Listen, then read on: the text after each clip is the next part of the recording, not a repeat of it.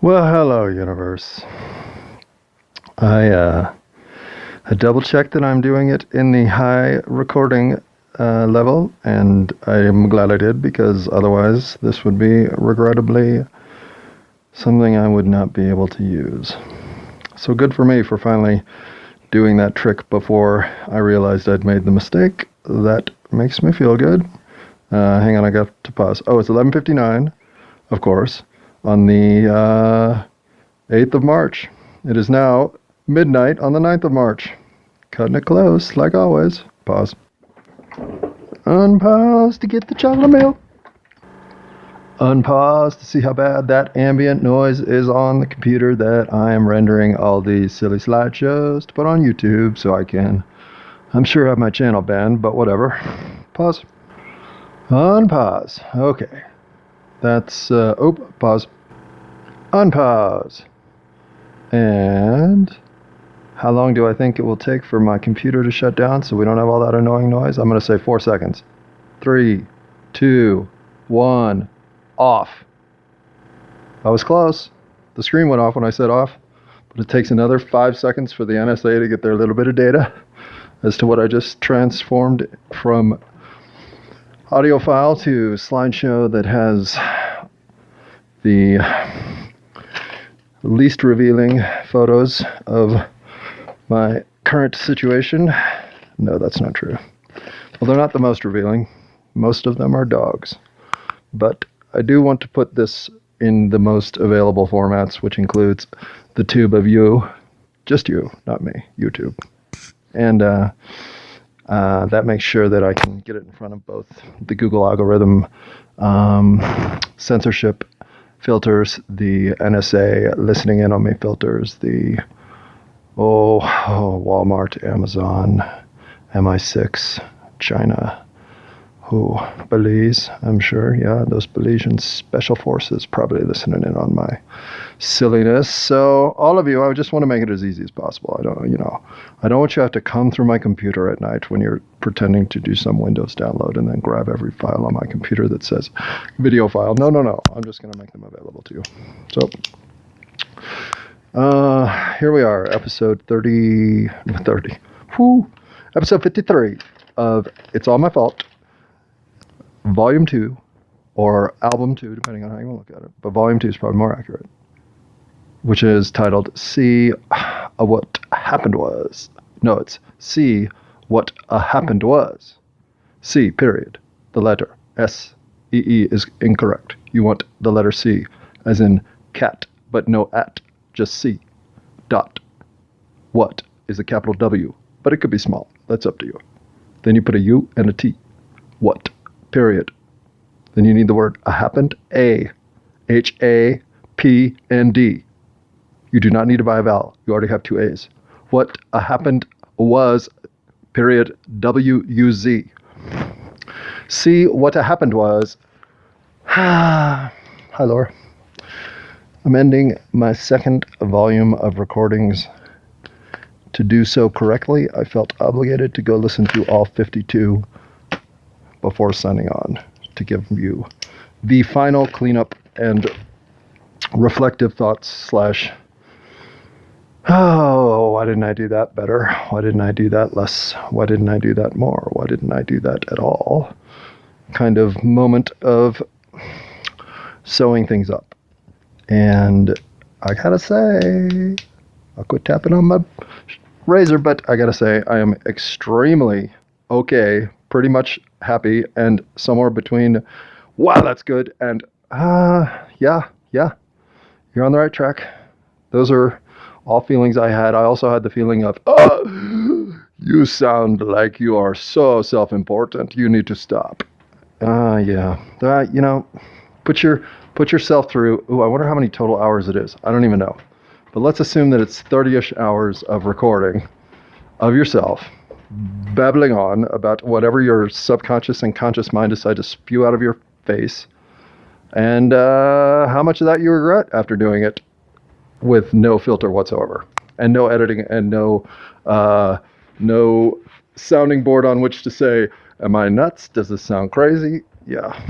So I am extremely happy with the balance of nuttiness, sanity,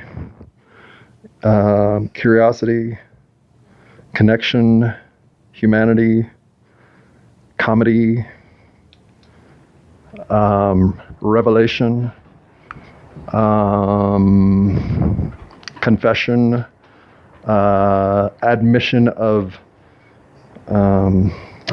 things I am, I suppose, proud of myself for having been willing to speak at that level.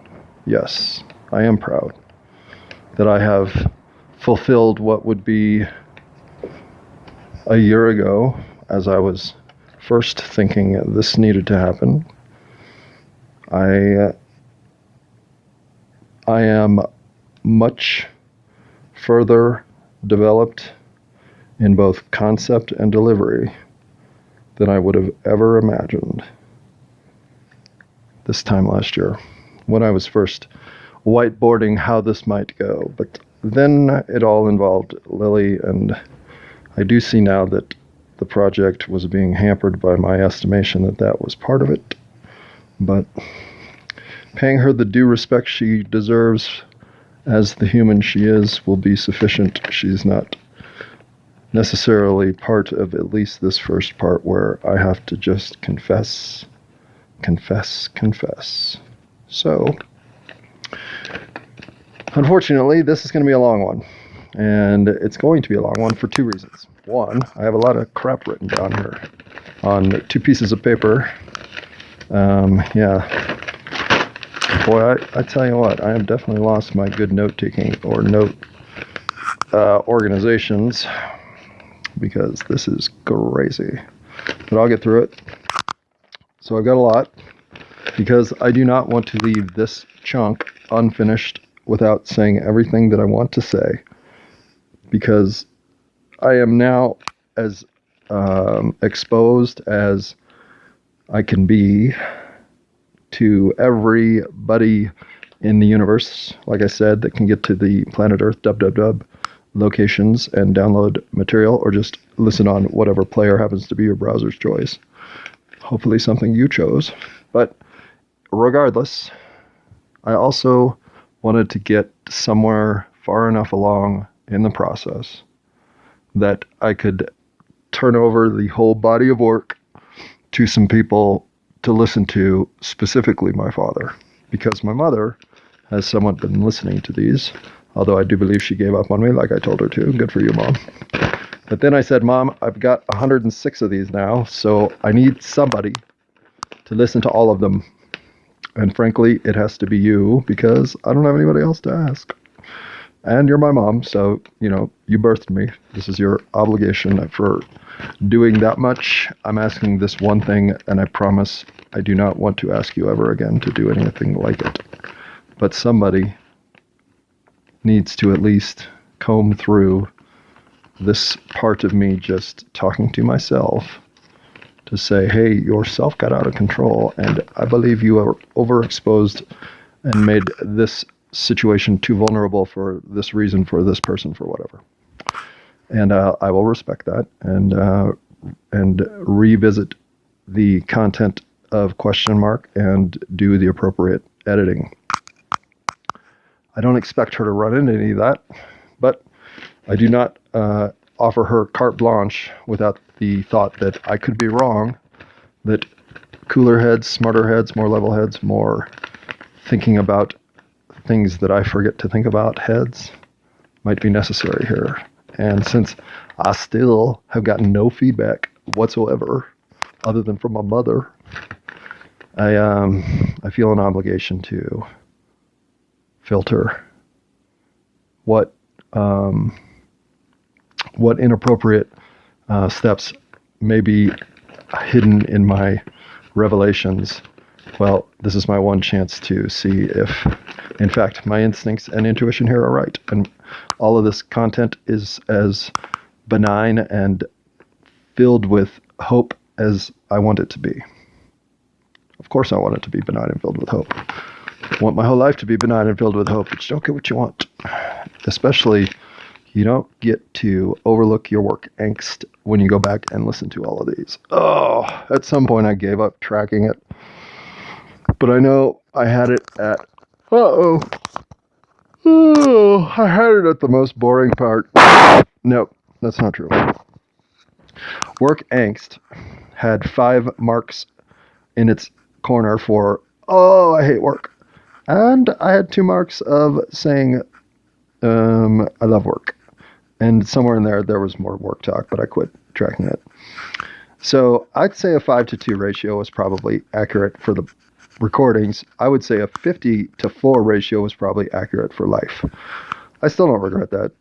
And I have come to the realization now that I was delaying getting my work situation settled until I could get through all of this. So don't think that tomorrow is not... Yes, I do know how to type.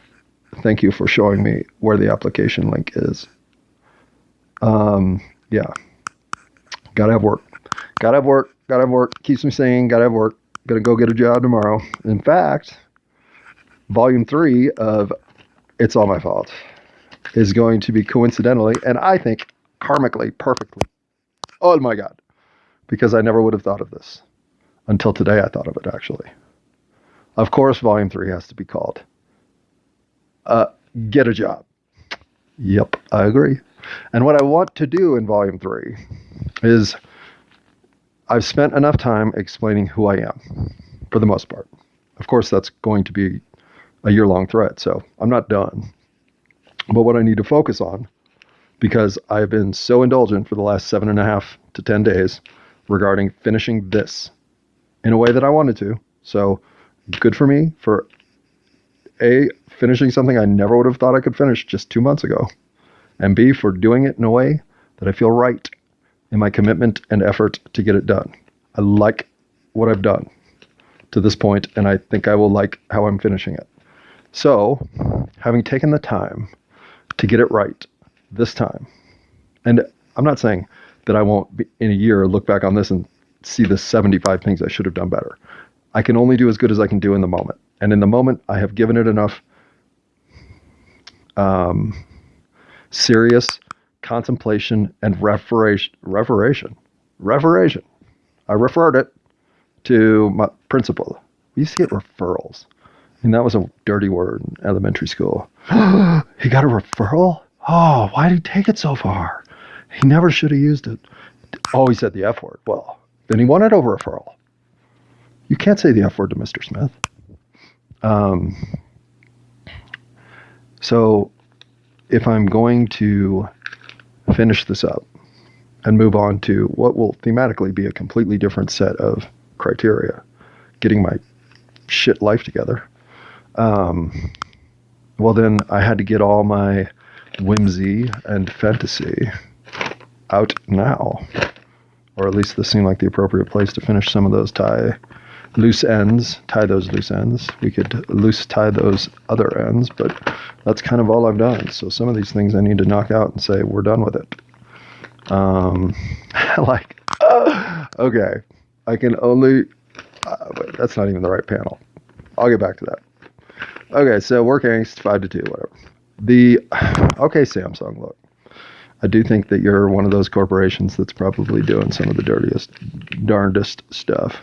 But your earbuds, I have to admit, after listening back to some of the old recordings, were the best I've had. And I didn't appreciate them because I thought they were just the kind of earbuds that all earbuds are. So I'm gonna just give you a plus because those Samsung Galaxy, they weren't Galaxy 4 earbuds though. They were J7 earbuds, if I remember right. And I probably do. But whatever, Samsung, thank you. You, so far, have made my recordings sound the best for as terrible as I am at audio engineering. So your equipment, oh, I miss it. But I don't miss it so much that I'm going to go get one. I just wanted to pay respect where I've been a little severe. I'm going to get back to... all right, no, I'm not going to get back to this. Okay.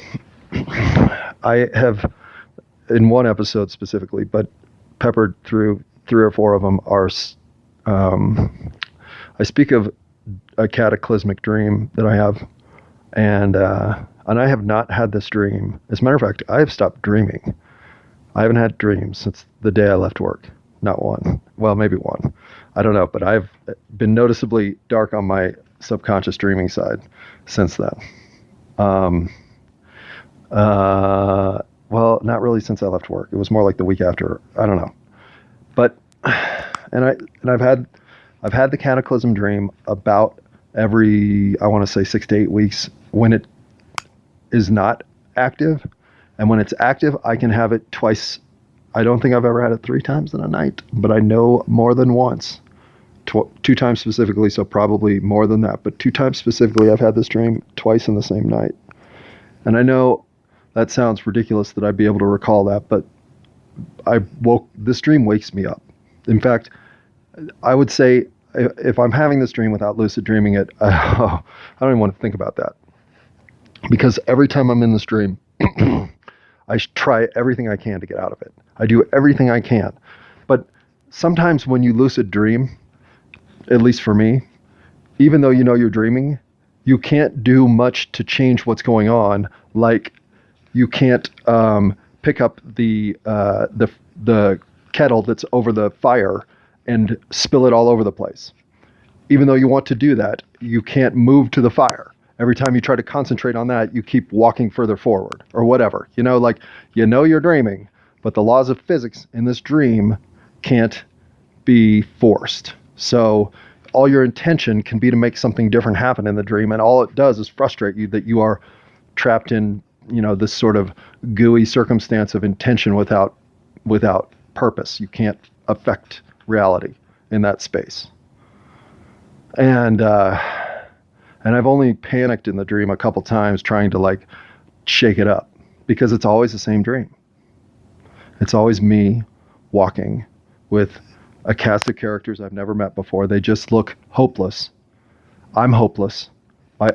There is a dog, long-haired shepherdy dog that's not my dog, that's walking with us. And it's always the dog on the right and everybody else on the left. And there's always a camp or some area where somebody is cooking something, and a sheltery kind of temporary structure to the far ahead right, not far ahead, too distant to see them clearly. They're 30 yards ahead to the right. And we're coming up this opening, this clearing that's like an old road. And the air, every time the dream gets my attention, it's because the air just has this heaviness that is nothing like I've ever felt. And I've been around the fires in Oregon and Colorado, and I've had fire density air, at least as sort of an environmental effect to deal with. And I don't know if I got so close to a fire that it would seem like that's what I was experiencing, but I've never experienced anything like it. It's like you're breathing in, I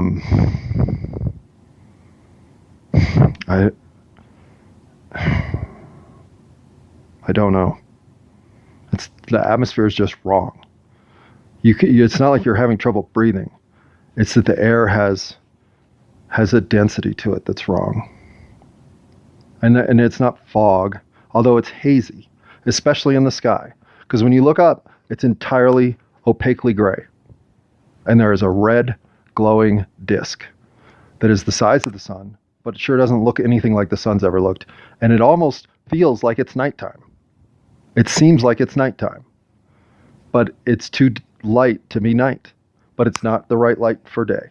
And so I've never gotten further than to the camp where the group that is there, and the group, I say, it's more like, usually it's a small, I always think we're going to walk up on 25 people, because there's maybe 6 of us or 5 of us, counting me.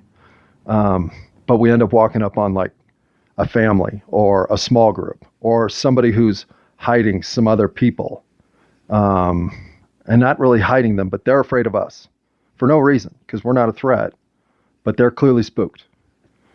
And then when they tell us that there's nowhere to go, that there's nothing up the road, that nobody's anywhere, they don't know what's going on, they have no answers, they can't help us in any way, it's over. And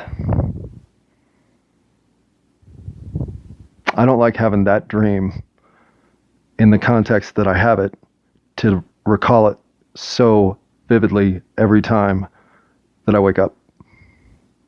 That I have it so vividly that I know I'm having it in the dream and I want to wake myself out of it because I don't like it. It's not like the wispy fields of wind dream that I just hope go on forever. Nope. As soon as I breathe that air, taste that air, feel the density of the air, just move my arm in some situation and realize I'm in that environment. I want out. And I've never been able to pull myself out of this dream. I think I've shortened the dream in the dream, but I've never been able to influence it to stop it. So, why do I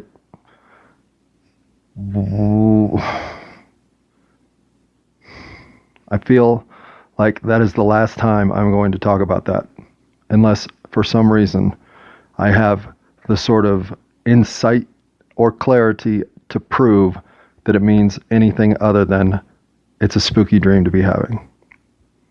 But for now, it's the one reason that I'm glad when my dreams go away, because at least I won't have that dream. But something tells me that now that this is done, I'm going to go find a job. Bet I'd dream my face off tonight. Won't surprise me at all. Okay, so that's enough of that. All right, I talk about, definitely too much humble bragging in various points. I can hear it. I don't want it. I do not mean to ever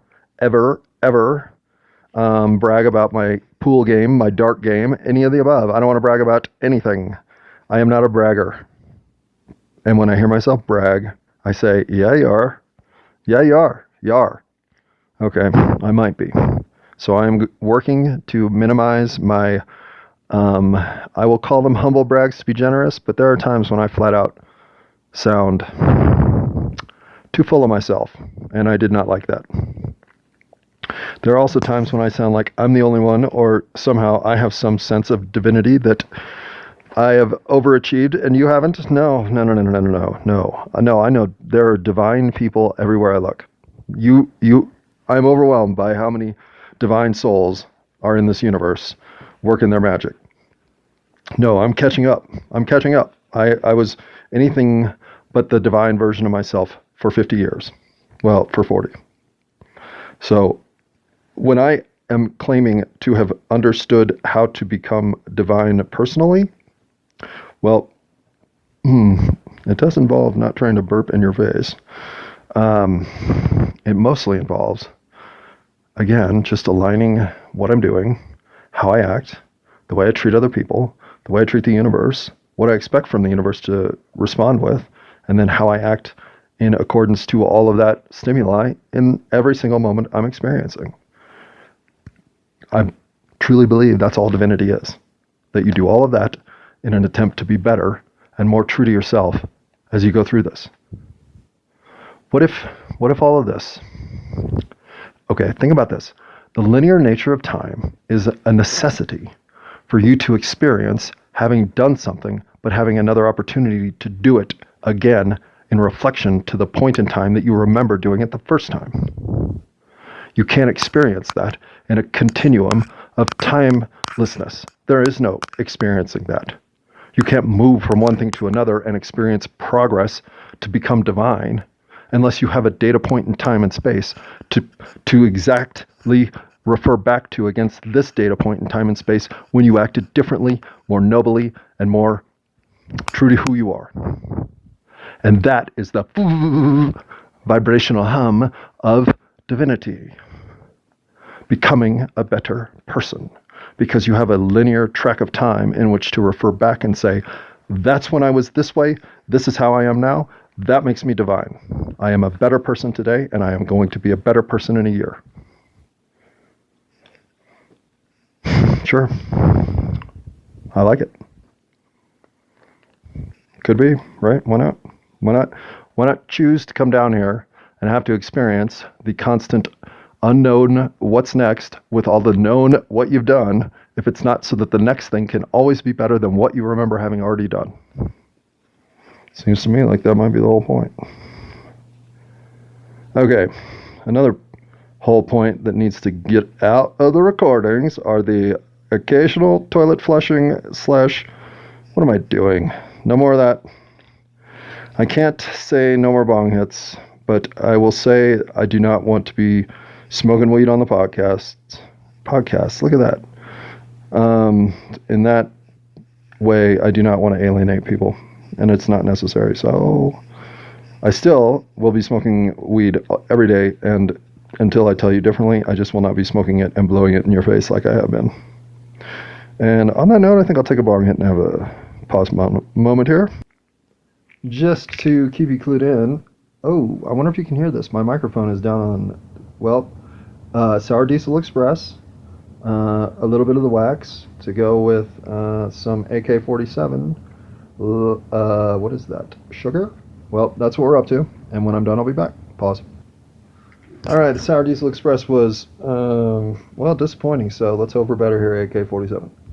One pause and pause. Oh yeah. Pause. Okay, on pause.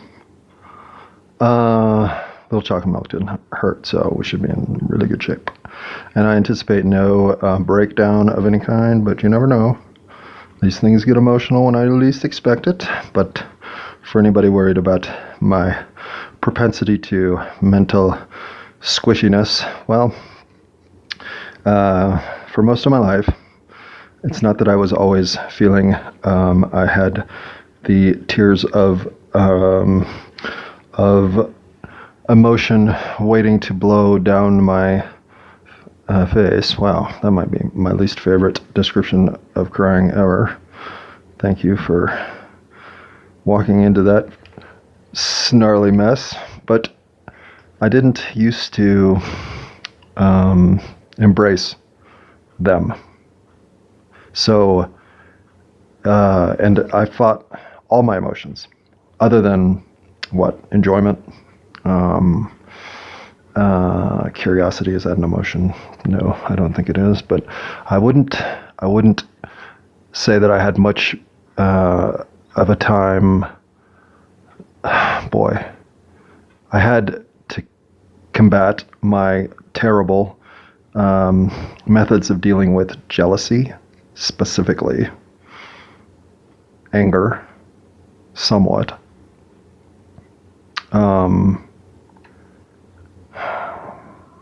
Regret, sorrow, despair,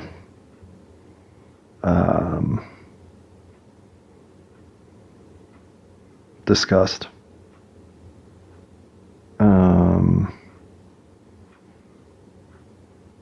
superiority. Is that an emotion? What's the emotion of thinking that this is beneath you? What's that one? Dismissive.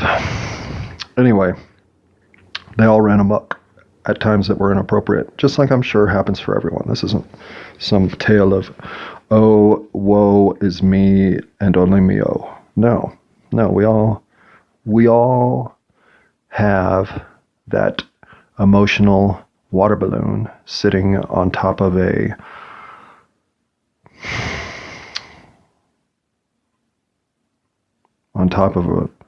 rose bush. For what reason? Hopefully just to water the rose bush, but sometimes it gets splashed around with things we don't mean for it to break, and all of a sudden we're having an emotional reaction to something and we're going, oh, why am I acting so emotionally? Or at least that's how it goes for me. And when I started realizing that every time I tried to deny those emotional reactions, I just ended up making things worse. Well, I had to learn to embrace them. And I especially had to learn to embrace my emotions in a healthy way long before I was having the kind of breakdown or reaction that was too much. And that stabilization was something I never thought I needed. I just thought I needed to be less emotional. But no, turns out I was wrong. And I'm glad that I worked my way into some emotional peace with myself that allows me to experience all my emotions in what I consider to be the capacity in which they are beneficial, always. My emotional side is where I think where maybe my soul wisdom lives. Why do you think we have emotions? What do emotions give us? Why is jealousy something we have? Because we want to so badly for this one person to never ever think there's another person in the world that could possibly be emotionally connective. Well, once I came to the realization that I was the single biggest hypocrite in the world for the jealousy I would harbor for all transgressions imagined and fantastical that I could derive, well, it went away. I do not believe I should be married to somebody unless they want to be occasionally told, I fell for this other person, sorry about that, that's been my life. So why would I want to think I could do better when that has been my pattern to a T? I can't. Nor do I want to put somebody through the trauma of wandering off. So 4-month relationships feel pretty darn perfect to me. And there are plenty of those to be had because I think a lot of other people feel the same way. So that's where I've found my sweet spot, and I like it. I know that about myself now. So does it make me emotional to go through the sort of this probably won't last till Christmas experience? No. Hell no. In fact, what it gives me is enough grounding to say, this is where I know I offer somebody something that will be a graceful exit for both of us. We will both be better for short-term bursts of lifting both boats and then allowing ourselves to move along while we still have the buoyancy we've created. Again, these are the things that work for me. They don't work for everybody else. I know that. And I'm definitely alone in the composition, the quilt that I've woven. I know that. But feeling comfortable with who I am and what I like and what works for me and what I know will give other people that I have experiences with a terrific interaction with me is what I finally figured out. Yay, me! Except for, I don't know about this recording stuff. I have no feedback here. I'm sure this is the kind of experience that makes training for a marathon seem way more preferable.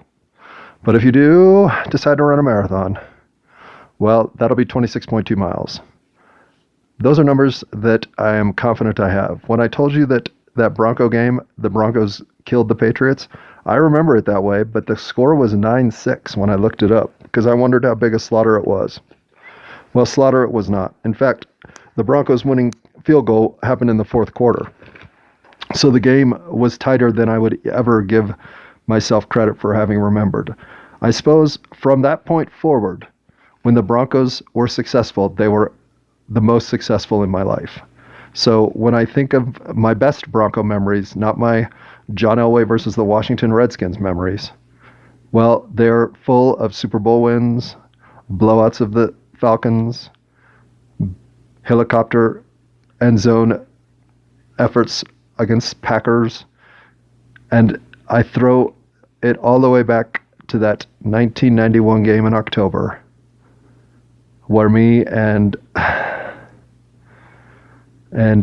Carolina Cool decided to go and see those Broncos win a game so she could get Shannon Sharp's damn gloves.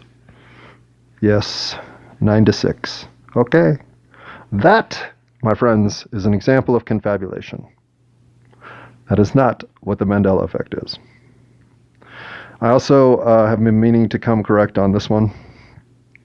Yes, that day that I shot 69 at Welker Golf Course, and my roommate Patrick did the same, with his dad watching, was a pretty cool day.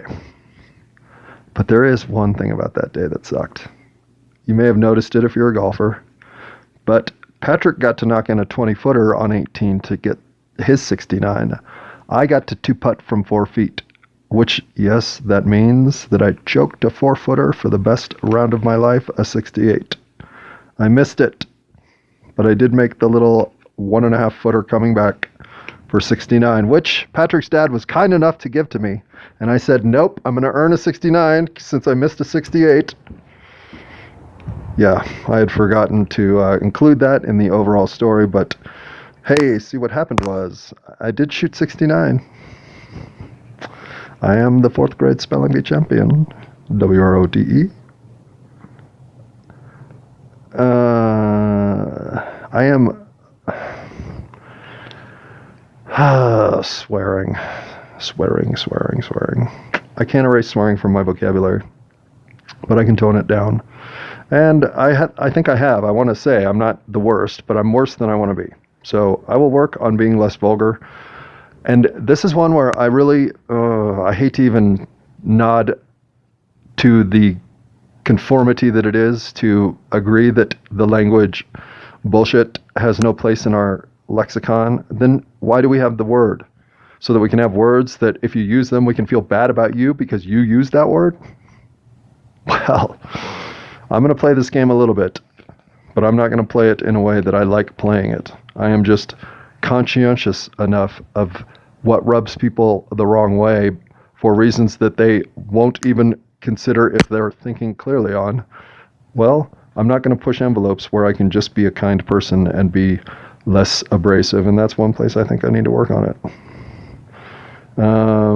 I also hear myself taking some cheap shots I don't expect to come out of my mouth. I do not mean to call my frosh haul all those who were still awaiting their initial sexual encounter. Calling my frosh haul virgins was a cheap shot. Even if it's true, it doesn't matter. It's a cheap shot. I don't like to be cheap. That felt cheap. So, in a way, I think there was too much of me still trying to be cool.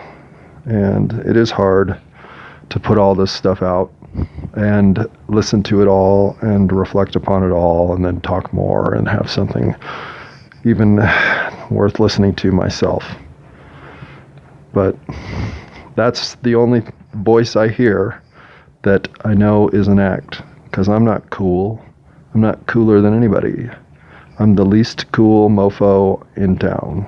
So when I work on the next volume, hopefully if those little leaks start to show themselves, I will correct in real time. But there's a little too much of me trying to sound like I'm a cool dude. And I really don't think that. I think that's all just armor against being told how silly and worthless this whole thing is. That's fine. It won't be to me. But if I don't remember that, instead of trying to be prepared for a reaction that is only worthy of Matthew McConaughey or my buddy Tim from way back in the freeze-out days, well, I'm not those guys. I don't have that kind of suave way of the world. Nope. I'm more stumble bumble and just doing my best. So quit acting like you're... Yeah. All right, let's go to the worst of you. Let's go by the worst of you. Let's go to... I think that's in reference to trying to act cool. That is showing the worst of me still. Because I, in some way, hope always to be thought of as a righteous dude. And when I feel like I'm exposing myself in some directly evidence-supported manner that will make you think, you know what? That's the straw that broke this camel lioness's back, buddy. You and those camel lionesses can go sit in a cave and breathe heavy air and shut up. You're dumb.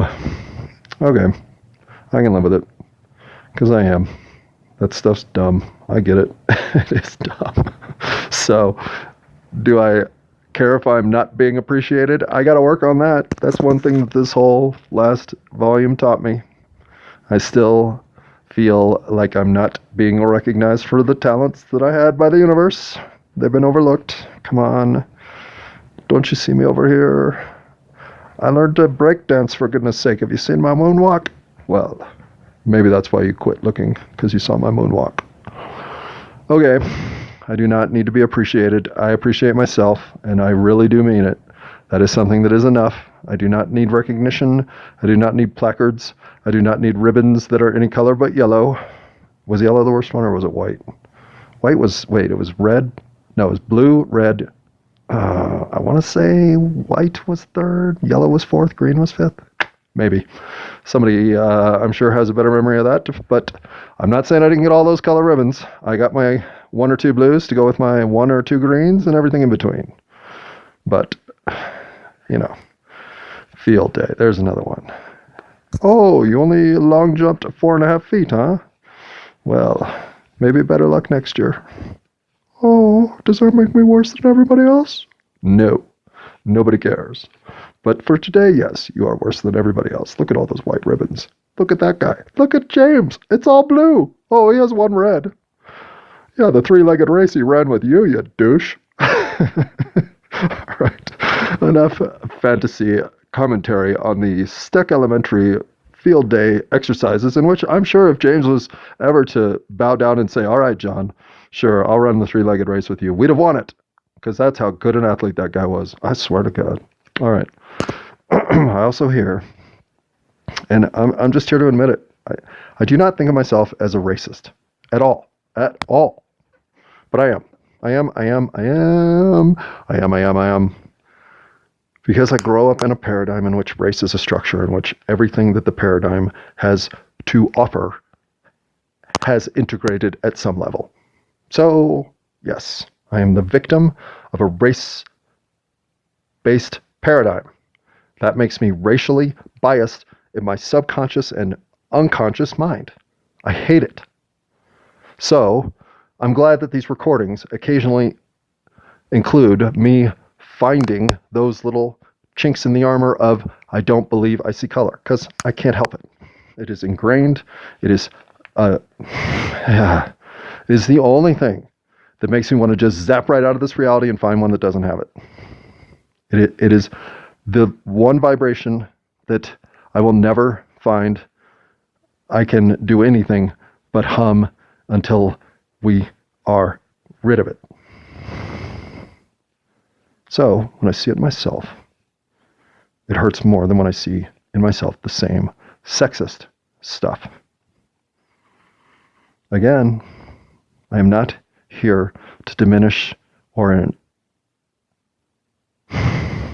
the trained mental thought process reactions limit someone else's experience as a sexual creature or as a gender other than my own. I have no bias nor diminishing thoughts in my conscious mind toward any woman or sexual alternative to the traditional male-female gender roles that exist for the most part. I really don't have a problem with any sexual orientation you want to claim as yours. I claim the one that has never been anything but right there, true and stark for me. This is the only place in life I feel like I kind of got lucky that I don't have any uncertainty to figure out. I lined up right with what the world paradigm gave me. Is that because the world paradigm has me so tricked that I can't see my own bisexuality? I don't know, maybe. But like I said, I chased that down to see if maybe I was gay. When you throw up on the guy, you're not. So when I hear myself being sexist, it's there. It's in too many places for me not to address it. Well, that sort of dismissive attitude is something I do not want to, in my environment, find myself contributing to. It makes me self-check that I really have work to do.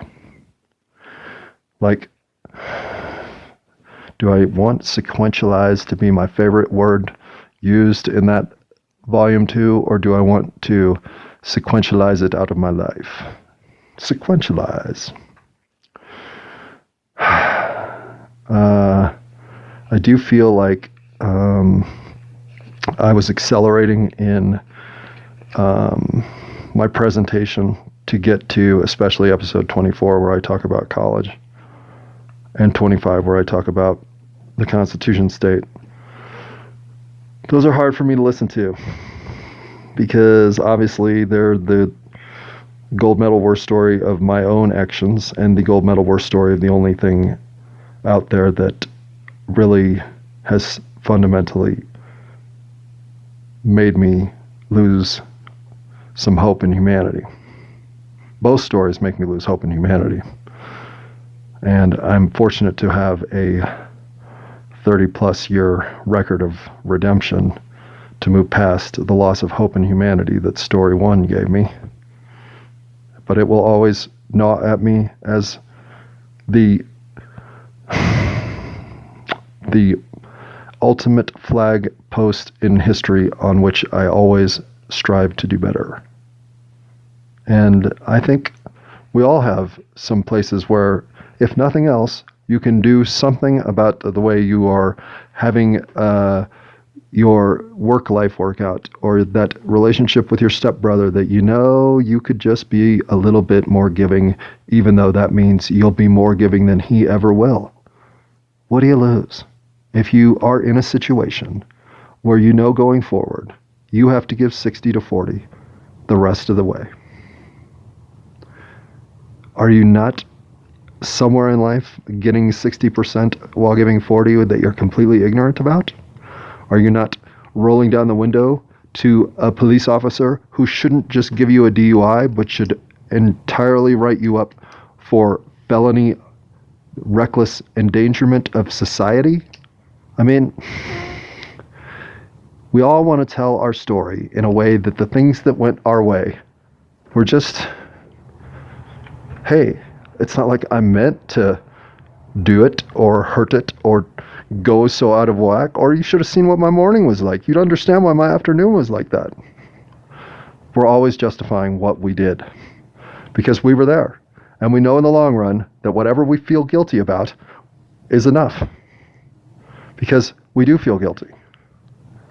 And for the most part, you're right. But you don't get to let the big ones go by with the same reckless dismissal. There have to be lessons learned for you to gain some progress toward divinity, or you just are sitting there excusing your behavior one more time, just in a different way. And that took me 40 years to reconcile between the reality that I thought I was creating and the one I kept experiencing. So if you feel like things are less optimal than they should be, again, where are you the least yourself in whatever environment you're currently experiencing, and work that one first. Take the easy, low-hanging fruit that you know you can manage.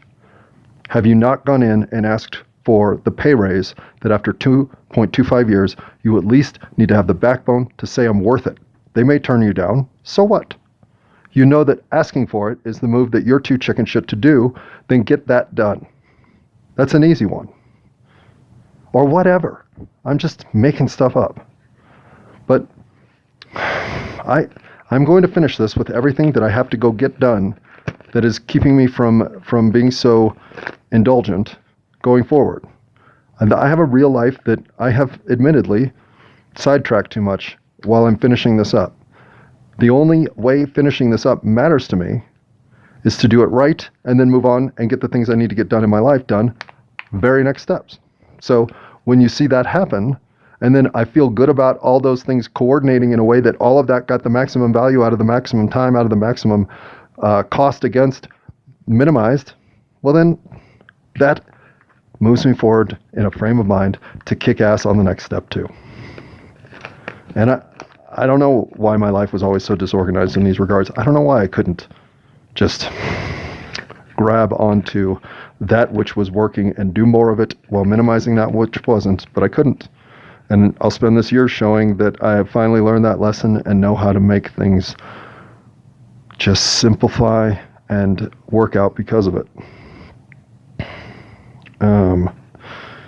Okay, I've never been on government assistance. I took student loans out, so I can't say I've never had the favor of government support. Student loans in my time were, that was the last generation that had at least a good enough deal that the return investment was at least. I don't know many students who didn't get their money back or more in the investment that they made in their college education, but 10 years after me and thereafter, I weep for our society saddling up student debt in a system that forces them to incur it and never. Yeah, I feel for that element of Generation Z and Generation Millennials more than anything. That and the outrageous spike in real estate, to me, look like the most unfair thing that happened to them. But unfair things happen to each generation. Theirs might be the worst. But they have Instagram. Huh. It's not a fair trade. All right, no more last names. That's been problematic. Right, Carolina Cool. Yes, indeed. So I will do everything I can never to say another last name, and I think if I say one, I'm just going to go edit it out. I do know how to now take out a little bit of my recording. I can just erase one little piece and get out of there. But that just means if you ever hear a gap where you're like, oh, what was that? Well, it was someone's last name. Simple as that. But the ones I've said, I'm living with. In fact, I believe that one of the things that finishing this up has let me ponder. I would love to have a conversation with a couple of the people that I mentioned, and I just haven't talked to these people in 30 years. So would I randomly send a link to some of this stuff to, say, one Mr. Old Tom Jung? I might just do that. But I also might not. Oh, it would be funny to see what all this meant to somebody from my way past. And just like I'm back to the original joke I had left and dangling. All right, how much humility can the universe serve me up in this humble pie of, I kept saying that I hadn't meant to call Einstein on team non-locality, and I'm 95% sure, although I haven't gone back to listen to it, but I did notice it during the re-listen, that I actually put him on team quantum entanglement. And I put Bohr on team non-locality. So he's been on team quantum entanglement, which is still the same team. But what do you do if in a pursuit of correcting mistakes, of achieving accuracy, and of delivering information that is reliable, confirmable, experiment will continue to give the same results because this is what we keep seeing, and then you can't get your correction right? Okay, I'm rethinking my entire existence over that, but I'm still here. I'm puffed out of reality, but that is the kind of thing that once you come to see it might say, haha, joke's on you, and that's the end of your life. But it didn't happen, so that moment of deflation, I suppose, is just one of many that I put in a drawer and say, okay, that's just showing me how much room there is to do better. And that's another thing. I feel like I keep hearing that I'm better than you in some of these recordings as well. That needs to go. The sniffles need to go. The cord mic bopping into whatever needs to go. Eating and drinking, those need to go. The technical errors in my recording or reconstruction of whatever I've done here needs to go. The humble brags and the outright brags need to go. Last names need to go. Okay. I tell Bill Cosby that he's off my list till he can come correct. Well, I don't tell him how to come correct, nor do I tell anybody else. But to me, what would make Bill Cosby come correct is an apology. How hard is that?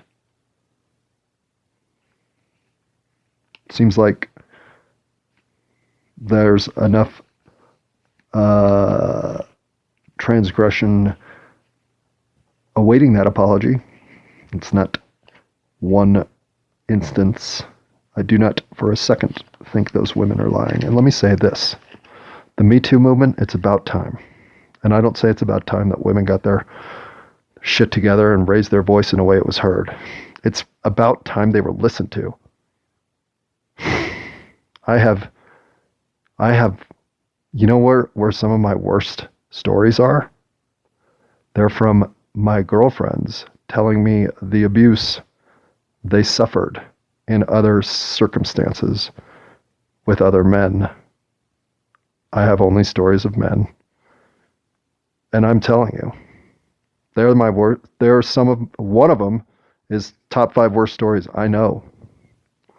So I've always known that the women aren't lying. Who puts themselves through that? Because they're needy? No. You know what needy people do? They do what I do. They make up stories about how great they are, not about getting raped. Can it happen? Yes. Okay, it can happen. But you are long overdue to have that voice recognized as legitimate, and I can only say, if anything proves that this isn't a simulation, I would never have ever expected my reality to shift after seeing the headbanging, delusional reaction that was the mainstay until it wasn't. That flipped overnight. Thank God. If there is a God, maybe that's what divine intervention looks like, because that nonsense finally stopped. And if for a second I think that those who had comeuppance coming have all been given their comeuppance, fuck no. Absolutely not. Not a chance. If anything, I know this even for myself. There are ways that we are trained to abuse women, and they take all the abuse, and then when it goes too far, we tell them, your fault. Well, finally, that's not the way. And bravo, that's the one standing ovation I will give reality for making it better. Okay. I get into the whole work week, 7-day week. Like, where'd that come from? Well, it came from the whole trying to figure out if I could actually live in a world where I take 4 days off, then work 3 days. Then take 4 days off, then work 3 days. Then take 4 days off, then work 3 days. Honestly, that, if I could find it, would be a pattern I'd love to be in. But I don't know if that's available. But that may be one thing that I sort of curiously am weighing my job prospects on when I go find a job tomorrow. But weighing my job prospects on how soon can I start will be numbers 1 through 13 of my list of 5 things to decide on what I'm doing to get work. So I don't know that I'll have the luxury to be thinking 4 days on, 3 days off. But you got to have some sort of standards that you're trying to strive to reach, or else what are you doing? Yes, I'm trying to get more free time. Is that a bad standard? No, not for me. Maybe for you. Maybe you want to workaholic your life away, but I do not. So that's what I go look for now. Yes, I go look for things that in this job I understand. Number one, I do not want, I want a job where I don't talk to anyone and I just shut my mouth and I put a stamp on this envelope and then I move it to there and then I put a stamp on this envelope, then I move it to there. That's what I want. I want plug in, or what, unplug. I do not want to think of this job as anything other than what is going to buy dog food, and it has to happen this week. So I must be very understanding of what that will entail. That will entail me finding whatever will take me, being very grateful that that opportunity is there to be had, and then working my ass off until a better opportunity that I can go after and realize with some sense of direction is the next phase. But that doesn't matter. In this current situation, did I just drop the phone? Yes, but did I just stop the recording? No, but we are at 59 minutes and 22 seconds, so it's time for me to kick ass and get through it. Lightning round, here we come. So yeah, as I said, volume 3. Get a job. I don't know if it'll be called get a job. There might be a better 3-word phrase or something small that's even more ironically funny, but get a job will work just fine. Okay, what about my last feelings? This is where I'm going to never speak about losing. I didn't lose my job. And in fact, not only was I offered it again, but then I was emailed a fill this back out because we want you to work like all the original documentation to start the job back up. So why don't I just go back there and say, sorry, can I work again? It was so close. It would be immediate recuperation of my finances, and it would be a mistake. Toxic environment, proven. So 2 months isn't enough time for me to decide that I know that I could not felt worse. I did everything I could to fit in, not in a way that I was going to suck up and become something that I'm not. So I will suck up and become something that I'm not in the next situation because I don't have a choice. And I don't know why that vibrational hum kicked me out of there. But I think it kicked me out of there so that I'd finish this thing. Because as soon as I knew how I was going to do this and had my notes card written, what did I do? Well, I immediately took a shower, which means I'm not wearing those gross pants that my parents saw me in today. I took a walk with the dog, went to the store, got $60 worth of food so I could make it through March on what I've got left. And then I started cleaning up. Well, I listened to the last 3 episodes that I recorded, 51, 52, or 51 and 52. Or in 50, I guess. Whatever. The drunk driving ones and the review. Plus the 52. So, it's like I knew I needed to get this done. And I guarantee you I'm going to be talking to the camels tonight or the next night because I think one of the things I've misread in life are who my assets are to be had. And something tells me my dad is an asset I have untapped, and this will be the kind of connection that will bring my father and I back into each other's orbit in a way that we are the buddies we should have been all life. At least that's what the camel lionesses have told me. They might be wrong, but they usually aren't. Okay, fixing misinformation. Yes, I do still feel bad about Team Quantum Entanglement that my softball team is, and all of our jerseys named Einstein. But what am I going to do? I'm going to see if, as the public digests any of this, if that's even an issue. If it's my mom and my cousin Jody who listen to this, well then they will be fine. But if other people are out there going, yo bro, I went to this college class and I was not given credit because I'll say, oh, I'm so sorry, I'll fix it. And that'll be the end of it. But until then, I really do believe that information will stand as interpreted correctly by anybody who runs into it other than in some sort of, we did this to make sure it would be misinterpreted derivative. Is there a line when you have to fix misinformation? All right, why do I care to find out what happened in the Constitution state? Well, for one, it's the scale of the charade.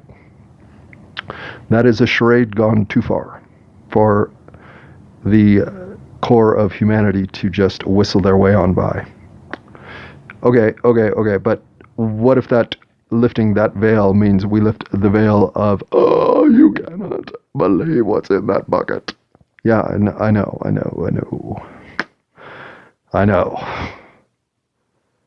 Because not everybody is as forgiving as am I.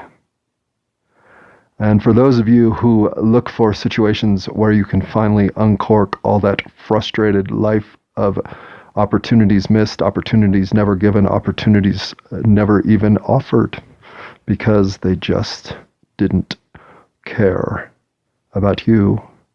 They were only thinking of themselves and what they could do to maximize their little circle of influence, while whatever happened to yours didn't matter. Okay. So, why do we care? Well, to me, the misinformation that exists that in any way is causing someone else's experience to be less than optimal has to be corrected. If you are giving me the sort of storybook narrative that you think will help me sleep easier, because if we give you the whole truth, bro, you're not going to be able to handle it. It's really going to mess with a guy like yours head. You could lose it entirely and shoot up a school full of kids. Okay, yeah, there are threats everywhere. At least they tell us there are, right? I got to the point that I thought I was the problem. I certainly would have not wanted someone to hand me a submachine gun at certain points in my life for who I might have decided to go use it on. Though, let's be honest, just like 20,000 other individuals, I believe in this country, but that may be worldwide, who decide to opt out of this whole charade with the gun they happen to have on property or at their disposal. So there is a reason I wouldn't own a firearm, because yes, I would use it. And I would either use it to kill somebody who had it coming, or that would be a bullet turned on me. I don't want a firearm. It makes reckless thinking lead to unreal, tragic outcomes. And I'm a reckless thinker, so putting a gun in my hand, no. Nope. Much like drunk driving, the collateral damage that guns can do are never, well, not never, but they are the saddest stories of all. The 4-year-old who accidentally shoots his 3-year-old brother to death. Oh, God, do I weep for that. But yeah, I mean, I'm not here to say the Second Amendment doesn't have value. I'm not here to grab your guns. I'm just here to tell you, don't give me one. I'm sure you agree. Okay. Look for windows. Yes. I do talk about walking past windows that were there, but I never saw. Because sometimes you're not looking to open up your reality to a bigger, expensive view and environment. You're shutting yourself in. You're closing things down. You're making sure you don't look at that. I don't want to look at that. Is he making us look at that thing that happened in, what is it, Constitution State, Massachusetts? Oh, it's Connecticut? Oh, well, that's dumb. Yep, that is dumb, but it's on the license plate, so if you ever see a license plate, you're going to see it. So, what windows are you willing to open? I'm willing to open them all, but like I said, I got nothing to lose. And that's why I'm going to stop doing bong hits during these exchanges. That is something I have to lose. I have to lose the respect of people who will turn me off because of that one simple, oh, well, you're smoking weed, dude. I don't even have time for you. You're fucking stoned. You have as much to say as my neighbor's kid who spends his time lighting matches in the garage. Sure, he's smoking weed too. Yep. So I will respect that and try to be better. But I do owe you at a most basic level who I really am. So I will not push into your face things that I realize can be seen as abrasively received for reasons that are just common courtesy. Fine, I agree. So I do care. I care about everything. I care about why we have 7 days in a week. I'm not saying that I even think that matters, but I do care. So I care why this society is built for winners. Did we decide that? That was the only way in, the only way out? Really? What would be the closest you could conceive of? Everybody wins. You can't conceive of that because somebody has to lose? Why? Why? Too many of us? Is that your answer? Too many twisted, fucked up of us? Is that your answer? Too many of those other people that don't deserve it? Or too many people in China that didn't think about how the fact that 1.4 billion of them is enough? Is it? I don't know. Why are there winners? Why are there losers in a society? Why aren't we all winning? That one keeps me up at night as much as anything. And I believe that we came in to be taught survival of the fittest in a way that makes us think it is a fight. It is a dog-eat-dog world, and I'm wearing milk-bone underwear. Ha ha! That was my senior quote. I've always been slightly disappointed in that choice because, boy, are there a lot of intelligent people who have said smart things more than Norm from Cheers. But it is a dog-eat-dog world out there, and I am eating milk or wearing milk-bone underwear because I have no desire to rise up and stake my claim as king of this hill. I don't. Yet, I also don't think that that means we can't all be winning. How I will reconcile that, I think, will be the journey of the rest of my life. I do not want to live in a system where it makes losers. I don't want anyone to lose. All right, am I delusional? Yeah, I am. I know. I don't think I'm crazy.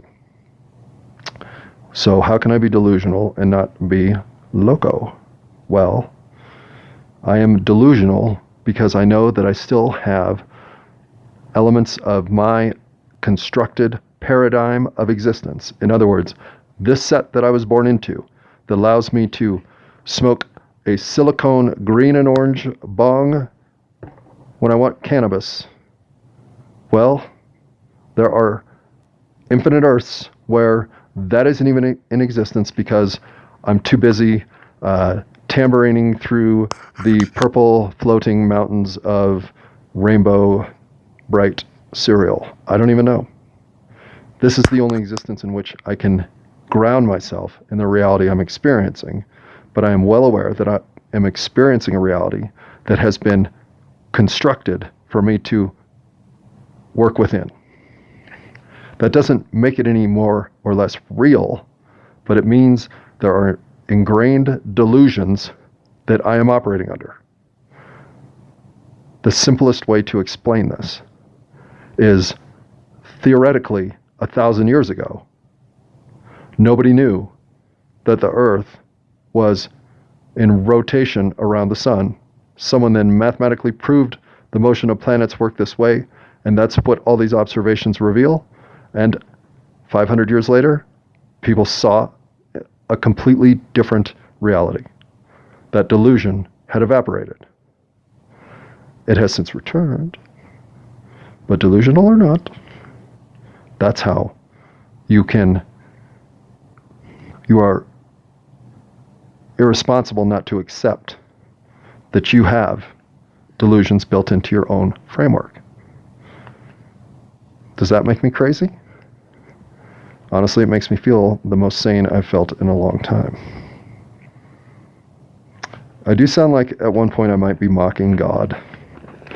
I do not mock God, even though I did tell him I one-upped him, or her, goddess, the sweet old alligator from Egyptian lore. What was that one name? What was that? Man, been a while. Anyhow, no. Look, I don't know if there's a God. I really don't. I don't really think of the concept of a creator of this universe as being proven impossible. I don't know. I believe in the Force, just like I said I did back in many episodes before and episodes before that. I think we are connected to the living things, at least that exist on planet Earth. Whether or not that is a timeless connection in which we are literally continually evolving as spirits in this realm, possibly. Is it a one-off where when I am done, my mental thoughts are lost forever and into the earth I go as renewed ingredients for the next round of earth existence? Maybe that's all it is. And maybe that's enough for all of my soul to just be the regeneration of elements on earth into this form that will then disintegrate into elements on earth that go into another form. Why can't that be the sense of what we feel as a soul? It's just the recycling of our composition from other previous compositions, be they plant, rock, or other living sentient beings. Could be. But in all of that, I have for once said, okay, I can't say this is the chaotic, random occurrence of a bunch of molecules that just happen to collide. There might be more going on than that. There just might. Okay, speaking of going on, it's definitely been going on this recording. I knew it would be a long one, I warned you. We are still probably at least a half hour from being done. I will keep it under 2 hours, or I will stop it at 2 hours and say you had enough. I promise. But for now, I'm going to do some things that require the pause button. And unpause. Okay. All right. Why am I doing this? Followed by what do I feel like my effort at work was like and what I got back that made me walk out the door. Okay, why am I doing this? I'm doing this because I have felt it was important that a voice of ultimate mismanagement come forward and say, I mismanaged this. It is my fault. I haven't seen that voice. I have seen the cloud of plausible deniability. I have seen the straight up, that is a lie that we never challenged, so it becomes the narrative of, wait a second, that isn't even true. I have seen broken promises in every position of leadership, role model of responsibility, and institution of authority / protector of the people. We don't serve and protect anymore, do we? No, we militarize and punish. We don't walk among the community seeing how things are going. No, we spy on the community and tell them what they're doing wrong. I don't care anymore. Boy, did I used to hate the surveillance. I still hate it. It's silly, but you know what? And this isn't one of those, well, I ain't got nothing to hide, so what the hell? That is the dumbest response to all of it that you can have. If you have that response, I weep for you in your future when you go, because you're on the wrong team. You're just an idiot if you think these tools of surveillance are not lining up for you eventually. There will come your day when you will have done that thing that will no longer be a tolerated element of what we can handle, and you will then suffer. Why? Because that's what we do. That's what humans do. We eventually figure out somebody else's problem, not mine, and because it's their problem, here's how we're going to deal with it. We're going to get rid of them. Nope. I am not going anywhere. I'm going to live a fulfilling life. I am going to do it by being kind. I'm going to be understanding, and I'm going to learn to forgive even things I think are so outrageous they cannot be forgiven. Yes, they can. And if that isn't going to bring me peace on my deathbed and contentment as I leave my body to go into whatever happens next, then I've missed exactly 52 years of work deciding who I am. That's who I am. No apologies, no regrets, nothing but forward steps. They may not always work out as anything other than stumbling on whatever I'm trying to achieve, but I will stumble happily, knowing that I am trying to achieve things that now line up with who I am. This is a cannot miss life proposition for me. It can't not work out.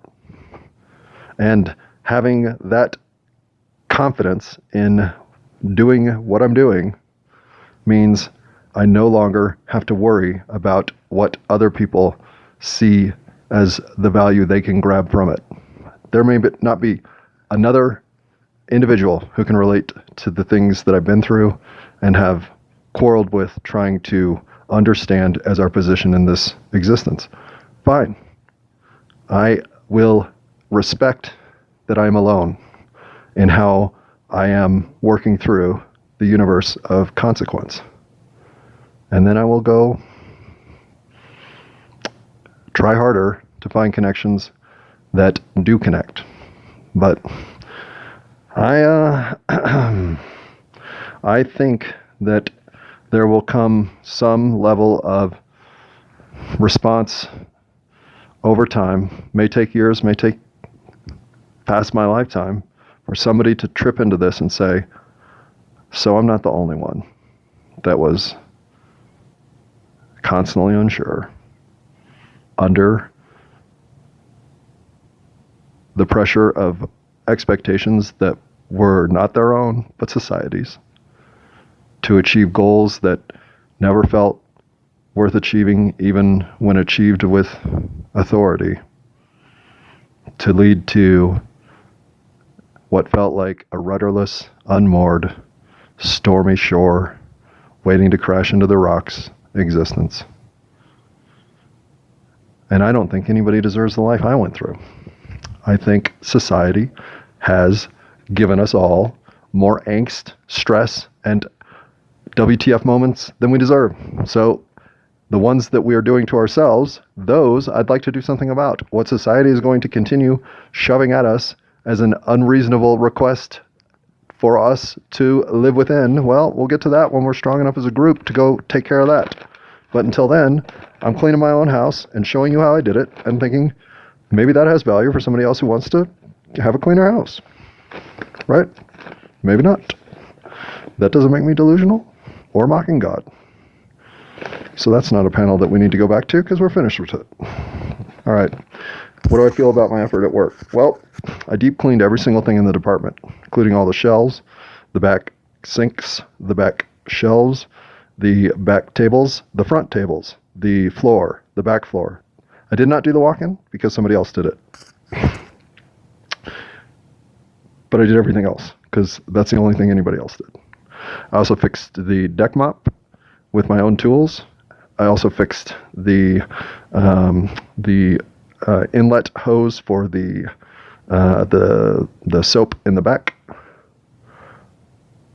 I went too far, if anything, which I have trouble sitting on my phone at work, and I know that's the new thing. So maybe next time I just have to learn how to sit on my phone. But no, I think I gave an A effort. I think I got an F response. So I can be delusional there. I'm sure there are plenty of people who will tell me I am. That's okay. I will tell you that I believe that was the right thing to do, that I'm going to move on to better things, and that it will all look like an improved life a year from now. So I guess hold that thought. I'll get back to it a year or 10 months. I'm not trying to put you off. I'm just saying I want the entire process evaluated before I'm graded. I don't mind midterm grading, but it has to be consultative, has to be consultative, and it has to be with the idea that now that you're halfway through, would you think these things might help improve the project as it moves on from here? That's what midterm grades are for. Well, give me all that kind of constructive criticism you want, but please do it after you've listened to 1 through 106. Yeah, that's bullshit that I just asked that of you, I know. Because that's probably more time than you can ever give in a year. But I didn't take this introductory phase lightly. I knew I had plenty of windiness to wind through before I would have said enough to say that's what I am. Do I recommend you do it? No. I recommend you go find out whatever is in your own life that feels a little off balance and you get balanced. Don't worry about this. This is nonsense. That's why it is in the category of nonsense. And yet, if you are going to criticize me or tell me that I am this, or that, well, if you have listened to episodes 1 through 106, I want that discussion with you today.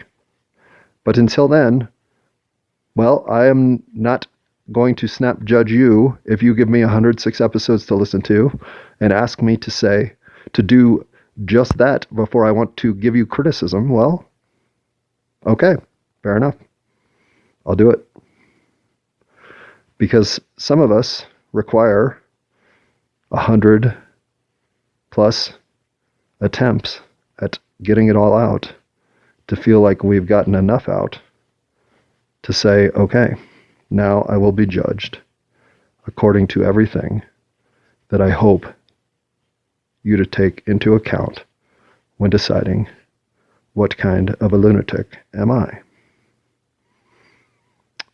I do not have anybody to help me figure that out. So if you want to tell me after 106 listens that you've got it figured out, you can at any time reach out to me and I am available. But I will not listen to one-off criticisms about snippets taken out of context or without full reference to the gamut of life they influenced. These are not data points on which to decide, now I know what you're all about. This is what I'm about. This entire swirling cyclone of nonsense is who I am. I do not give you all this to mine through so that you can find places of inconsistency to call me out on small areas of emphasis that are not part of the picture in the whole. I do not limit you in that way. You should not be limiting me in that way. Does that mean I'm expecting too much of you? Yes. Why do I overwhelm you? Because that's how much of me I had to explain before I felt you could judge me fairly. That is not fair. I agree. I should have been able to snip this all up in 10 minutes and give it to you in PowerPoint format with some sweet-ass instrumental electronica in the background, but no, I found it had to go this way. So that's why not everyone should look. No one who feels like this is too much work should even think they're wrong. They are right. It is too much work. I have been angsty, spun up, and irreconcilable my whole life. So for me to reconcile this all in 106 episodes, well, here comes that lightning round I didn't think I could get through, so let's just fire off one thought at a time till they're all gone. Why can't I help myself when I can help other people? Well, that's a good question, and I am frankly done asking it. But I can't. I know helping other people helps me, so why is that the reflexive mirror land that I live in? I don't know, but it's a good one to have. Helping other people helps me. What doesn't help me? Thinking about my problems, trying to analyze them to death, and then moving forward with all that information overload into something that was a reaction that I never should have had. Instead, just go out, stop thinking so much, help other people out. It works. It's what unknots me when I'm knotted. Okay. I did get another woman pregnant, and I never spoke to the seriousness of that event, and I think I owe that. So, I felt like at the time, we were 21 or 2, and I really did like this woman a lot. So I would have had no problem if her decision had been, I want to keep the baby, and I want nothing to do with you. Well, that would have made me say, I don't know how comfortable I am with that. I would like to be at least a figure of note in your child's life. If you think for some reason we shouldn't be working this one out together, then I will need to at least have that discussion with you. That would have been the hardest thing for her to tell me. Telling me that she wanted to have the child and get married, I was prepared for that too. I would have 100% ponied up and said, well, it was good acid. And it would have been a sweet child. But when she told me that she had opted for what, at the time, of course, I could only be praying that she would, that she thought terminating the pregnancy, given the circumstances of both of our lives, and the uncertainty in which both of us were living, as we had no residence, we had no future, we had just both graduated college and had nothing going on. Well, of course, those are circumstances that everybody in life can fall into and find themselves with child and work through. So yes, that shouldn't be the decision-making force that that certainly I was letting it be, but that was the decision she made. Did I have agency in that experience? Yes.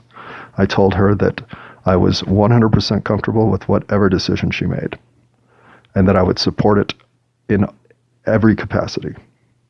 And then when she told me what she wanted to do, I offered to go. She said no. If you could just pay half, that would be great. I paid for all of it and said, I can't just pay half and not go. Do you have someone to go with you? She had somebody I knew going with her, and I left it at that. She reported that everything went well, and I said, if ever I can do anything else, let me know. That was the end of it. I've never been through another experience of any other kind than that one.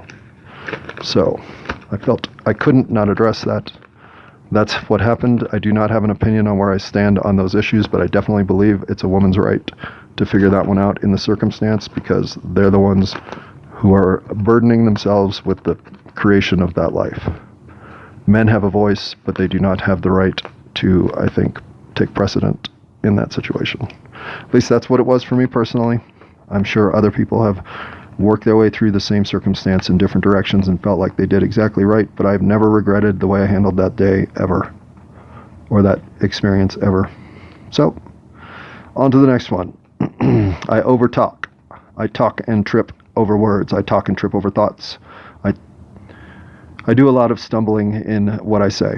I do think part of what makes listening to 106 episodes of this so challenging is how much stumbling and distraction of thought I do.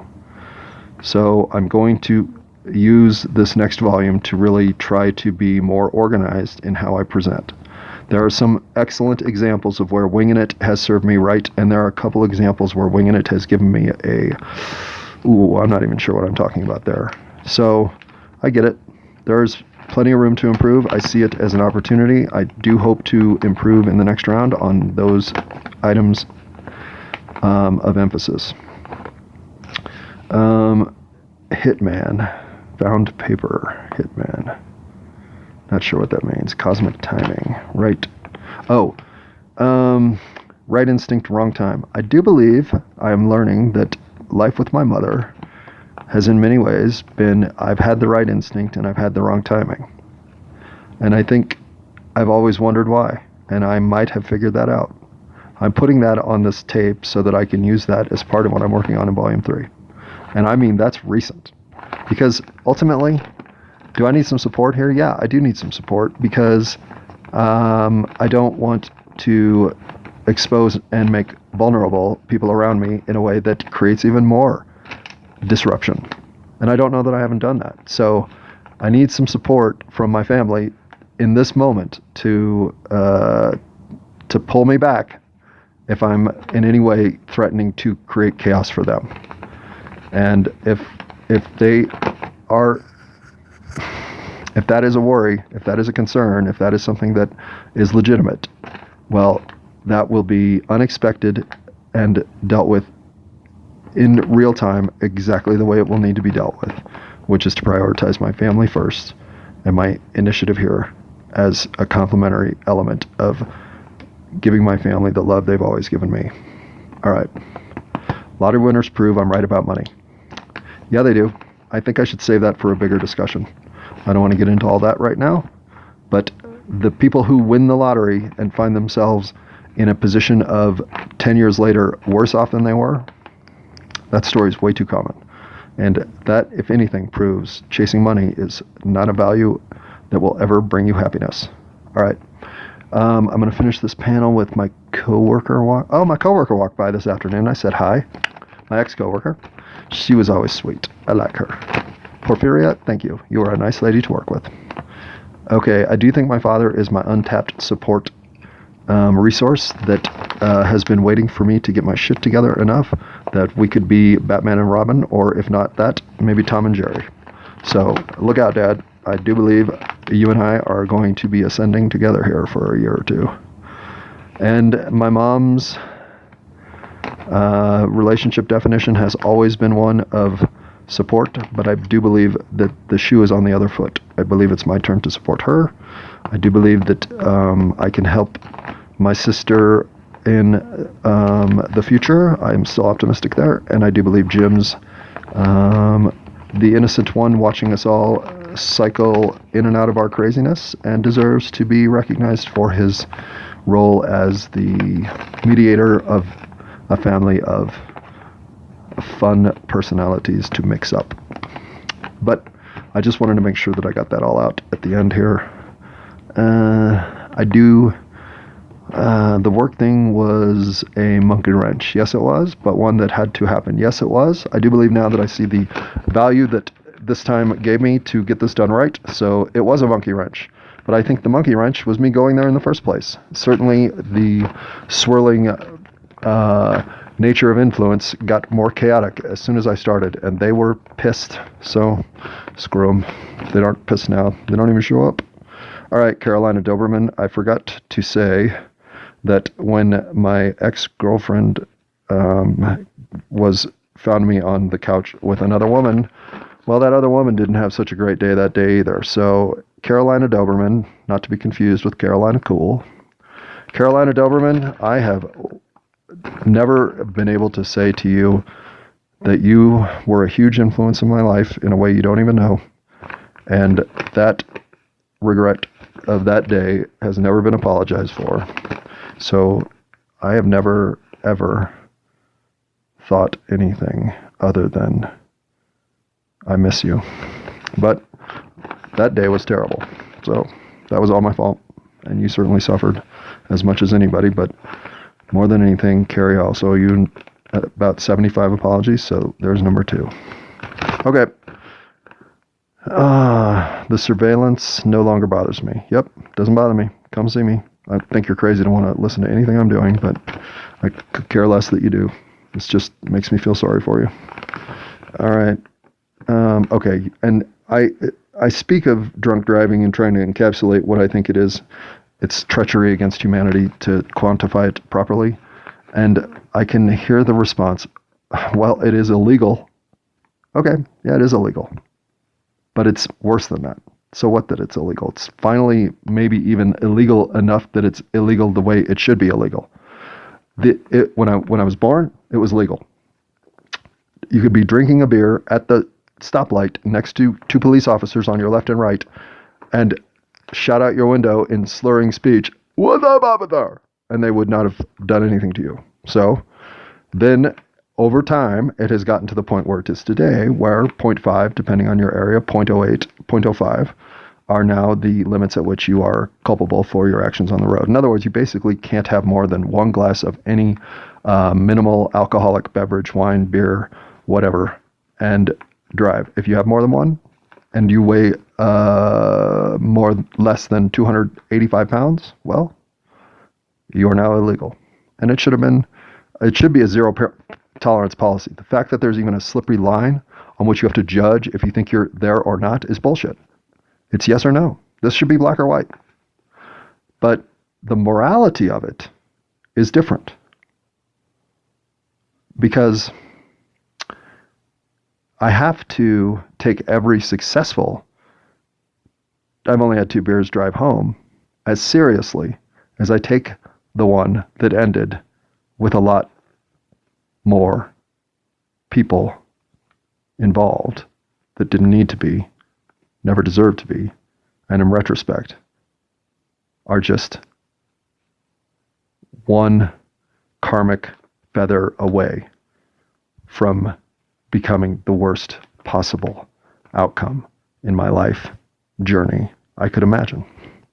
So the morality of it, to me, is that shows the kind of disregard for the life you're trying to enable for yourself, because I've just become a streaking comet sailing through the solar system with the sort of disregard of, well, if I hit one of these planets, it's going to be a long winter. Well, no, I refuse to be that comet, because my morality found the centeredness that activity was defying, and it will no longer tolerate that sort of disregard for those around me. That, well, yeah, it should be illegal, but the law is irrelevant. Okay, that might be it. Oh, nope, I've got some stuff I wrote on the margins. There is Oh, there is a benefit to episodic format, and that is that I think some of these later episodes are easier to digest in a one-off format. So while I tell you to listen to all 106 if you're going to criticize me, that's fine. But if you are just going to grab one episode like 103 and get something out of it, I think you have a better chance grabbing something at the top of the queue right now than you do going all the way back to 101. Or, I'm sorry, to 1 and listen to all of them. So if I were to tell my cousins who wanted to only listen to a few, I would say listen to whatever of the last 20 sound interesting, and then let's have a conversation. So if anybody is sort of bebopping around in that rhythm, yeah, let's have a conversation. What do you want to tell me I'm crazy about? Just don't tell me that you don't have room to accept the dialogue back and forth. I'm always open to whatever criticism is coming my way that will help me be better, so that you don't need to listen to all 106 episodes. If you want to tell me that I am full of general shit and a piece of universal excrement to be scraped off your shoe, then I want you to listen to all 106. Okay. It's time to get a job. Yep. It's time to work out. Yep. It's time to do yard work. Yep. It is time to do gardening. Yes. I'm going to do some gardening this year. Don't know about the lemonade and Wheel of Fortune, but gardening, yes. It is time to love my dog. Yes. It is time to love my cat. Almost as much. Time to help my parents. It is time to be okay with myself. And it's time to hope the best for Lily. It is time to, I guess that's it, because the next one say, I said that kids are not a huge regret anymore, but they are a regret. They will always be a regret. That I don't have little ones to have experienced the joy of that whole wow. But again, had I been in a situation where my kids hate me because I was a douchebag, and deservedly so, was not be given the chance to try to integrate my life with them in it, I don't know if I'd have made it. So maybe the truth of the matter is that I was never the right mix of stability to bounce far enough into responsibility and accountability to be a father or a husband. I'm actually okay with that. For the first time ever, that is not a path that feels like a path lost. Because for once, I have energy to move forward. When all you have to do is think that you can't do anything reasonable or rewarding with your next 4 hours of life because of all of the mistakes you made to get to the life that is now 4 hours of your next life, well, yeah, then you'll always just think, why wasn't I Dad? Why couldn't I have got my shit together for Nicole? Why couldn't I have just not been such a... Right? But once you have purpose, destiny, and direction, well, it seems like I would be a totally different person without all of this motivation and momentum. Had I been told by Paisley that she was going to decide to carry a baby and we needed to get married in the next month and a half, okay, maybe I would. But where I'm at feels like I earned it, I'm proud of it, and I'm moving forward with gusto. So that's how kids are just a regret. Not having them is a regret, not a huge regret, and it will always be a regret. And my regrets fluctuate. What I regretted 10 years ago is different than what I regret today, both in intensity and order of regret. And some regrets have emerged that I didn't even know I regretted until I started realizing I had come to feel a loss for that, like trust in my media. That's a regret, but one I didn't have 10 years ago that I probably should have, but didn't realize was there. So, again, these are things that if you're ever looking to do anything other than just get a read on how your current state of overall integration is going, and improving those things that you have even slight opportunity to try, and let the other ones go when you realize that you're just in the swirl of overwhelming circumstance that you can do nothing about, well, I don't know, that stuff would drive me crazy if I wasn't at least leveling it out. But, you know, leveling out the Sims universe, when you try to, like, create all areas that you can then cultivate for, like, making things better, that is hard leveling out, too. And why is that so hard? I always wondered why I couldn't, you know, be totally immersed in the Sims. Well, it was because the design tools and all the construction tools and all that little, like, tractor, yeah, that stuff's crazy. Maybe it got better with Minecraft, but that is when video games jumped at my shark, and I said, oh, well, glad I don't have to give 400 hours of my life to that. All right, on to anything else that might found paper. Oh, I know what this is. Okay, so I go down to, all right, this is a good place to stop because I need to talk to both my parents at the end here. Am I leaving anything out before I do this one? Because this will be the end. Oh, I also need to clean up my computers. Put that top of that list. Okay. Completely grossed out, but a little bit impressed. Yes. You know, I think if ever there was a true headstone epitaph, it would be completely grossed out, but a little bit impressed. I think that is right now about how the best I can describe what I'm trying to leave people with. You might be completely grossed out, but there's a little bit of you that's still impressed. All right. Okay, yep, I already did that one. All right, I really do think I'm down to this. All right. So I went down to the courts today because I wanted to see if I could get on the tennis courts with my dad. I do want to play as much tennis with my dad as I possibly can in this season, and I do not want to see that be a physical setback, so that may be limited in how much encouragement I can give him.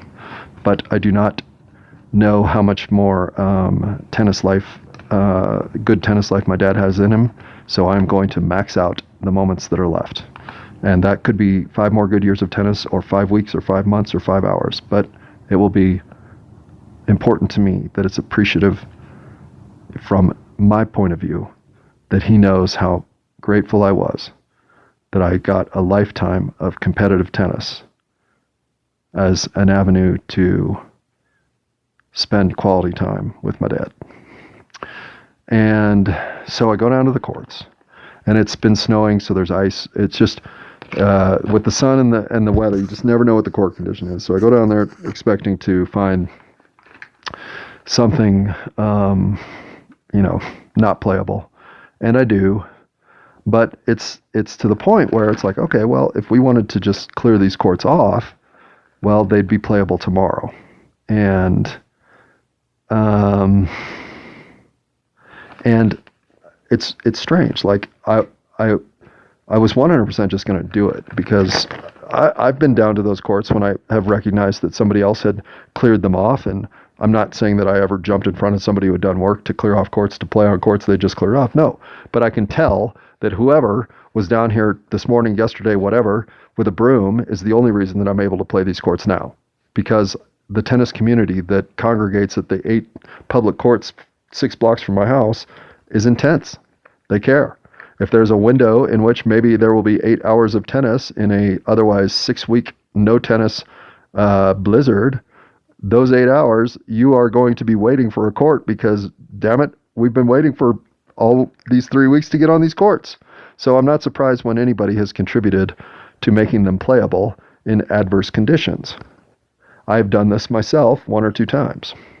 But I've never just done it because I had nothing better to do and it would be good for the community. I did it because A, I had to practice, or B, something was coming up, or, I never just did it because I was a good dude. Well, today, I was going to do it because I was a good dude, and so was my dad. Until we found out that, in fact, tomorrow, what time is it? Oh, look, it's 2 a.m. Oh my God, I've talked for 2 hours. Okay, I need to stop. I said I would, but let me finish the story. So, it turns out that it probably is already 17 degrees or whatever, and it's going to be cold as hell tomorrow morning, and it didn't make sense, even though today it was 60 degrees. And I didn't even look. I just figured, well, if it's this nice today, it's going to be this nice tomorrow. But the reason I'm telling you all this is because I had gone down to the courts just to take a look to see that I was right. But once I started thinking about what really needed to happen, well, where did it end up?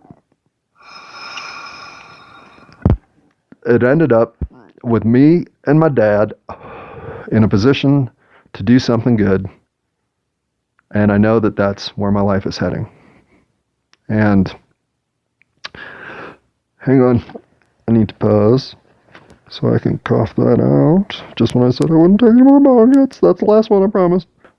Okay, the recording's only 1:49 because of my pauses. That's good. I will keep this under 2 hours. So I am getting, one of the things that he and I do not do well is communicate via text or anything other than face-to-face. So since I'm only a mile from their house when I'm down there, I'm like, I'm coming up. As I'm riding up there, I realize, oh my God, these pants I'm wearing, I've had on for 3 days, 3 days, something.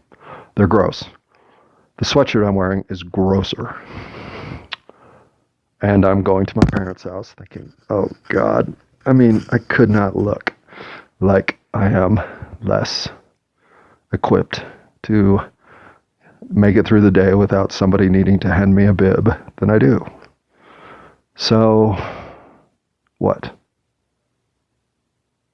My parents don't see me for anything other than who I am now. And today proved it. Because on a day when I was ready to, excuse me, when I was ready to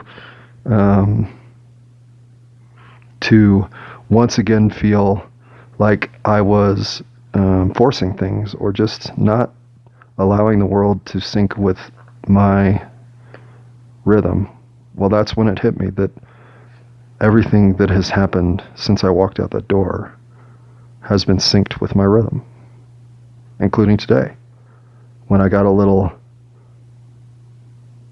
friction from my mom unexpectedly, friendship from my dad unexpectedly. The friendship from my dad sustained me through the afternoon, while my mom friction dissolved immediately, and then she apologized for the friction, because I think for once I am there in a capacity to not cause them concern. And if there was anything that I would have said at the end of Volume 2, can I at least have processed my own current trials and tribulations? Not to go all biblical, so let's go with puddles and muddy shoe footprints to clean up that I've left all over the house. If I have finally eased the burden of their concern that their firecracker of a son is finally not going to just blow up and leave no trace of sanity among him, well, that is a 40-year journey back to being the grease in the engine that helps make it all go smoother. And yeah, I know I'm throwing some monkey wrenches myself, but not because I don't. It isn't to create chaos, to make others suffer, or to in any way do anything but move all of us forward into a light that I don't think is shining at the moment. So before any of that can happen, though, I gotta go clean up my computer, because that's first, get a job, because that's really first, work out, because that's overdue first, yard work, gardening, yep, every warm day I gotta get out there and do some yard work, love my dog, love my cat, help my parents, be okay to myself, and remember that I don't deserve anything more than anybody else, but if I work hard, if I stay true to myself, and I believe in the rest of you with the faith, understanding, and kindness you deserve, well, I think this world, let's just say that I think wherever I look, I see so much unfulfilled potential that if we're getting our mid-season report card, it has to say, There is room for improvement, but the signals and the effort indicated thus far in the project say, well, we expect great things from all of you. Yay me!